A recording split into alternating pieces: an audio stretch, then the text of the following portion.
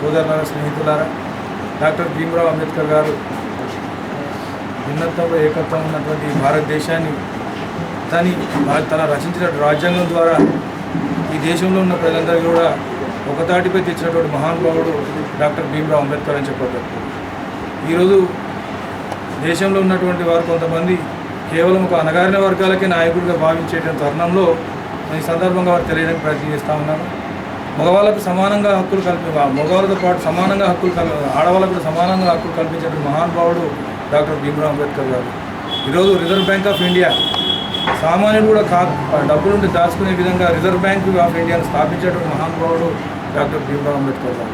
అదేవిధంగా కేవలం మనుషులకే కాకుండా ఈ భూమి మీద ఉన్నటువంటి జంతువు ప్రాణులకు కూడా ఒక చట్టం కల్పించి చట్టపరంగా వాటిని శిక్షిస్తే మరి ఆ శిక్షను కూడా అనుభవించే క్రమంలో భారతదేశంలో పెద్ద చట్టం తీసుకొచ్చిన మహానుభావుడు డాక్టర్ భీమ్రావ్ అంబేద్కర్ గారు.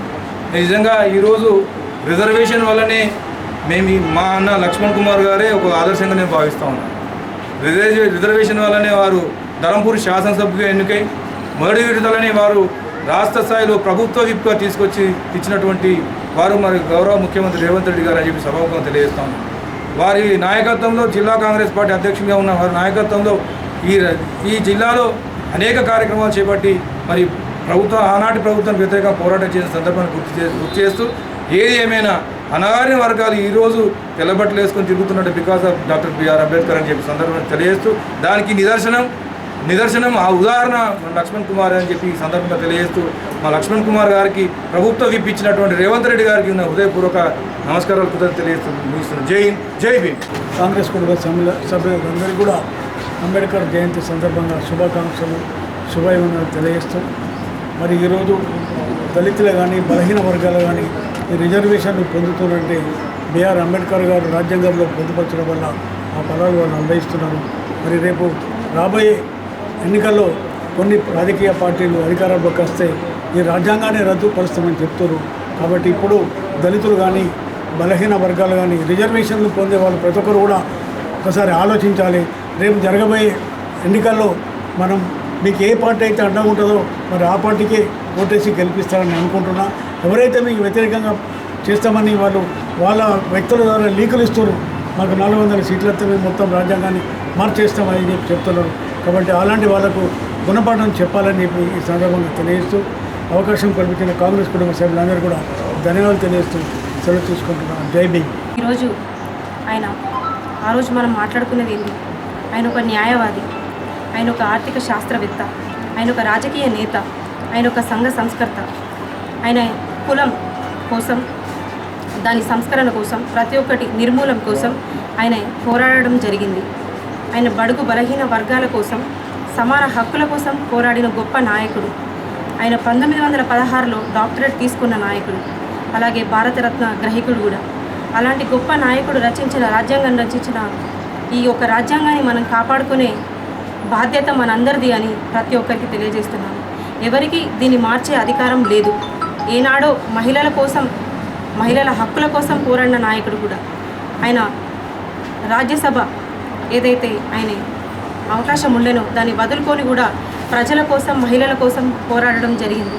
మరి అలాంటి ఒక గొప్ప నాయకుని రాజ్యాంగం మార్చే అధికారం ఎవరి వల్ల కాదు, ఎవరికి అవసరం కూడా లేదు అని ప్రతి ఒక్కరికి తెలియజేస్తుంది. ఏంటంటే ఎవరి వల్ల అయితే న్యాయం జరుగుతుందో ఏ ప్రభుత్వంలో అయితే న్యాయం జరుగుతుందో, ఎలాంటి ఈ కులాలకు మతాలకు ఎవరికైతే విలువ ఇస్తున్నారో వాళ్ళకే మీరందరూ ప్రతి ఒక్కరు ఓటేసి గెలిపిస్తే ఈ రాజ్యాంగాన్ని కాపాడడం మన వల్ల అవుతుందని ప్రతి ఒక్కరికి తెలియజేస్తున్నాను. అలాగే డాక్టర్ బిఆర్ అంబేద్కర్ గారి జయంతికి విచ్చేసిన ప్రతి ఒక్కరికి హృదయపూర్వక ధన్యవాదాలు తెలియజేస్తున్నాను. జై భీమ్. Doctor B.R. अम्बेडकर साहब का 133वां सालगिरह मना रहे हैं, इसलिए कि बाबा डॉक्टर B.R. अम्बेडकर साहब ऐसी एक शख्सियत थी जो हिंदुस्तान और पूरी दुनिया के अंदर इनकी पहचान हुई। एक गरीब घराने से होते हुए अपनी एक जुस्तजू के साथ आज एक लंदन के अंदर कई डिग्रियां हासिल करने के बाद से एक बैरिस्टर बने, और बैरिस्टर बनने के बाद हिंदुस्तान की जब सरकार आई तो हिंदुस्तान की सरकार ने उन्हें एक जो कॉन्स्टिट्यूशन लिखने के वास्ते एक चेयरमैन बनाया, और चेयरमैन बनाने के बाद से कॉन्स्टिट्यूशन लिखे।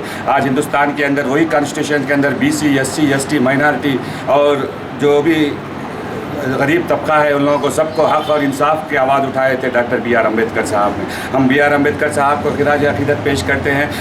इनकी जो भी सोच है, उनकी सोच के आगे ले जाने के वास्ते और उनकी सोच पे चलने के वास्ते आज हिंदुस्तान को बचाना है, उनके कॉन्स्टिट्यूशन बचाना है। आज लिहाजा आप तमाम हजरात से मैं ये गुजारिश करता हूँ कि आज बाबा साहब अम्बेडकर के जो उनके सोच है, उनके आशय ले रहते हैं, उसके ऊपर चलने के वास्ते और जो वक्त दिया गया मैं शुक्रिया अदा करता हूँ। ప్రపంచాన్ని గర్వించదగ్గ వ్యక్తి.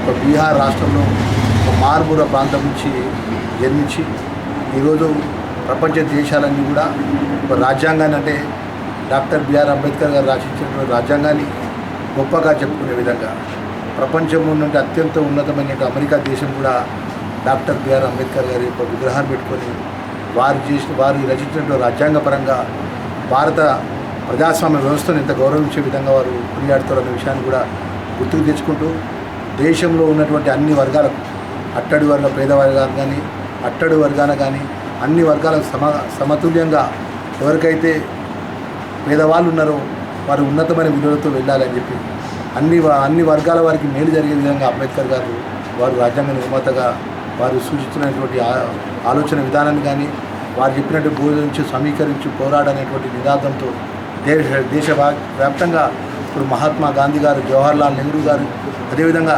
దేశంలో ఉన్నతమైనటువంటి గొప్ప నాయకులకు ధీటుగా వారు డాక్టర్ B.R. అంబేద్కర్ గారు ప్రతి అంశంలో కూడా పేదవాళ్ళ పక్షాన పోరాటం చేసిన మహోన్నతమైనటువంటి నాయకుడు. వారు ఈరోజు రాజ్యాంగంలో ఉన్నటువంటి పొందుపరిచినటువంటి ఏదో చట్టం ఉందో ఆ చట్టపరంగానే ఈరోజు ఉమ్మడి ఆంధ్ర రాష్ట్రం నుంచి తెలంగాణ రాష్ట్రం ఏర్పడింది. ఆ విషయాన్ని కూడా ప్రతి ఒక్కరు కూడా తెలంగాణ ప్రజలు కూడా గుర్తు తెచ్చుకోవాలని మనం చేసుకుంటాం. ఆ రోజు ముందు చూపుతోనే దేశంలో ఉన్నటువంటి ఏ రాష్ట్రంలో కూడా వారు సొంతగా కొత్త రాష్ట్రంగా ఏర్పడాలని చెప్పి ఉమ్మడి ఆంధ్ర రాష్ట్రంలో కూడా తెలంగాణ రాష్ట్రం ఏర్పడటానికి కారణం డాక్టర్ B.R. అంబేద్కర్ గారు. రాజ్యాంగపరంగా చట్టంలో వారు ఏదైతే పార్లమెంట్లో బిల్లు ఆమోదం తెలిపితే చిన్న రాష్ట్రం ఏర్పడేటువంటి అవకాశాన్ని వారు అప్పుడు రాజ్యాంగం రాసేటప్పుడే వారు దృష్టిలో పెట్టుకొని రాసిన ఈ విధంగా అనేక అంశాలు ఈరోజు IAS కానీ IPS కానీ ఇవాళ దేశంలో జ్యుడిషియల్ పరంగా ఉన్నటువంటి చట్టాలు నడిచే విధంగాని ఈరోజు సామాన్య ప్రజానికి కూడా న్యాయం జరిగే విషయంగా ఉన్నది అంటే ఆ రాజ్యాంగ నిర్మాత డాక్టర్ B.R. అంబేద్కర్ గారు చట్టపరంగా చేసినటువంటి ఆ రాజ్యాంగ పరంగా వారు పొందుపరిచినటువంటి ఆ చట్టమే ఈరోజు అమలవుతుందనే విషయాన్ని మరొకసారి తెలియజేసుకుంటూ ఈరోజు దేశంలో ఉన్నటువంటి అన్ని వర్గాల ప్రజలకు మేలు జరిగే మహోన్నతమైన నాయకుడు కార్యక్రమాన్ని మరి పెద్ద ఎత్తున ఎలక్షన్ కోడ్ ఉన్నప్పటికీ మా కాంగ్రెస్ పార్టీ కుటుంబ సభ్యులు ఇంద్రభవన్లో పెద్ద ఎత్తున జయంతి సందర్భంగా వారి యొక్క చేసిన సేవలు కొనియాడుతూ రాబోయే కాలంలో కూడా మరి అఖిల భారత కాంగ్రెస్ పార్టీ అధ్యక్షులు మల్లికార్జున ఖార్గే గారు కానీ, సోనియా గాంధీ గారు కానీ, రాహుల్ గాంధీ గారు కానీ, రాష్ట్ర ముఖ్యమంత్రిగా ఉన్నటువంటి పెద్ద రేవంత్ రెడ్డి గారి నేతృత్వంలో మా ప్రియతమ నాయకులు నిజామాబాద్ పార్లమెంటు అభ్యర్థి, అదేవిధంగా శాసనమండలి సభ్యులు జీవన్ రెడ్డి గారి ఆధ్వర్యంలో డాక్టర్ B.R. అంబేద్కర్ గారి యొక్క ఆలోచన విధానాన్ని ప్రజల వద్దకు తీసుకుపోయే వారి పక్షాన మేము ముందుంటామన్న విషయాన్ని మరొకసారి తెలియజేసుకుంటూ ఒక దళితుడిగా గర్వించే ఈరోజు నేను ఒక ధర్మపురి నియోజకవర్గానికి శాసనసభ్యుడిగా కావాలి అంటే ఒక సామాన్య కుటుంబంకి వెళ్ళి ఒక కరీంనగర్కు జిల్లా పరిషత్ చైర్మన్ కాగలిగాను. రాష్ట్ర జాతీయ పార్టీలో ధర్మపురికి నాకు టికెట్ వచ్చి నేను ఈరోజు ఎమ్మెల్యేగా ప్రభుత్వ రూపుగా ఉన్నానంటే ఆ అంబేద్కర్ గారు ఇచ్చినటువంటి అవకాశాన్ని, వారు ఇచ్చినటువంటి భిక్షాన్ని విషయాన్ని మరొకసారి కొనియాడుతూ నేను సేవ చేసుకుంటాను. జై భీమ్.